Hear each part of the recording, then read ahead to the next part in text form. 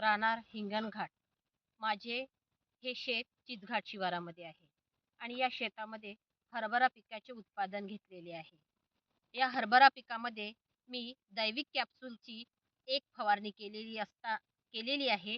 तर तुम्ही बघू शकता या हरभऱ्याला फक्त हा हरभरा मी 6 नोव्हेंबरला पेरलेला आहे. जवळपास या हरभऱ्याला 2 महिन्याचा कालखंड झालेला असताना पाणी 2 वेळा पाण्याची मात्रा दिलेली आहे आणि ह्या हरभऱ्याला आलेली फुलांची संख्या तुम्ही बघू शकता. या फक्त फक्त या हरभऱ्यावर मी एक फवारणी घेतलेली आहे दैविक कॅप्सूलची. आणि या दैविक कॅप्सूलमध्ये ऑर्गॅनिक कार्बन हा घटक असल्यामुळे आपण जी बाजारातील इतर प्रकारच्या कीटकनाशकांची आणि बुरशीनाशकांची फवारणी करतो, त्यामध्ये असलेल्या विषारी घटकांमुळे आपल्या जमिनीची सुपीकता घटलेली आहे आणि त्यामुळेच याची प्रचिती याच वर्षी आपल्याला आलेली आहे. आपल्याला सोयाबीनचं उत्पादन फार कमी झालेलं आहे. पण मला मात्र याची फवारणी मी कपास उत्पादनामध्ये, सोयाबीन उत्पादनामध्ये आणि सध्याच्या परिस्थितीमध्ये हरभरा उत्पादनामध्ये सुद्धा घेतलेली आहे आणि याचा वापर गेले 3 ते 4 वर्ष झाले मी सतत करते आहे आणि याचा प्रत्यक्ष अनुभव मी घेतलेला असल्यामुळे या दैविक कॅप्सूलला मी ऑनलाईन बोलवते आणि याचा फवारणीमध्ये उपयोग करते आहे आणि त्यामुळे माझ्या उत्पादनात नक्कीच या दैविक कॅप्सूलमुळे भर पडलेली आहे. याचा प्रत्यक्ष अनुभव मी घेतलेला आहे आणि इतर शेतकऱ्यांनी सुद्धा अशा प्रकारच्या दैविक कॅप्सूलचा वापर आपल्या शेतीतील उत्पादनामध्ये घ्यावा.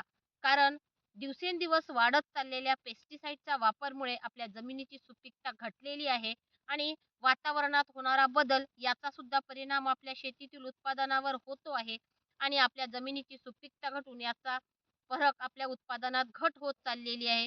म्हणून शेतकऱ्यांनी जागृत व्हावे आणि जैविक उत्पादनाचा वापर करावा. या जैविक उत्पादनामध्ये भरघोस असा आपल्याला उत्पादन देणारा घटक आहे, तो म्हणजे दैविक कॅप्सूल. आणि ह्या दैविक कॅप्सूलचा वापर शेतकऱ्यांनी करावा. मी सुद्धा करत आहे आणि या दैविक कॅप्सूलचं खास वैशिष्ट्य असं आहे, की कमी पाण्याची मात्रा असताना सुद्धा याचे हे भरपूर उत्पादन देणारा हे घटक आहे. हे प्रति 16 लिटरच्या एका पंपाला 1 कॅप्सूल टाकावी लागते. याचा पाणी करून सुद्धा टाकू शकतो किंवा डायरेक्ट फवारणीच्या पंपामध्ये सुद्धा ही आपण कॅप्सूल टाकू शकतो. कारण यामध्ये असलेला सेंद्रिय ऑर्गॅनिक कार्बन हा घटक आपल्या जमिनीसाठी पोषक आहे.